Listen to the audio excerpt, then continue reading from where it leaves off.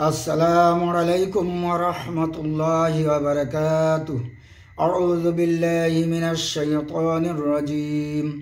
बिस्मिल्लाहिर रहमानिर रहीम। तो बंधुरा आजकेर कुरानुल कारीमेर मध्य थेके एकटी सूरा निये आलोचना करब। सूराटिर नाम हलो सूरा जुखरुफ। এই सूरा जुखरुफ तीनटे फजिलात आछे। এই তিনটি ফজিলাত নিয়ে আলোচনা করব ইনশাআল্লাহ। কোনো ব্যক্তি সূরা যুখরুফ 7 বার পাঠ করলে তার সমুদায় সমস্যার সমাধান হয়ে যায়। কোনো ব্যক্তি প্রবল সমস্যার মধ্যে পড়েছে, সূরা যুখরুফ তার সেই সমস্যার দিকে চিন্তা ভাবনা করে খেয়াল রেখে 7 বার যদি পাঠ করে ইনশাআল্লাহ তার সমস্যার সমাধান হয়ে যাবে।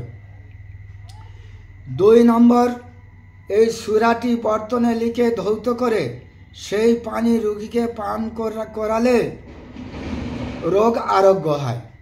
2 নম্বর কি, একটা প্লেট, যেটা হচ্ছে কড়ির প্লেট বলা হয়, সেই প্লেটে যদি এই সূরাটা লিখে রোগীকে পান করা, যে কোনো রোগের ব্যাপার, ইনশাআল্লাহ আল্লাহ তাআলা এই সূরা লেখার বদলতে, পান করার বদলতে তার সেবা দান করবে।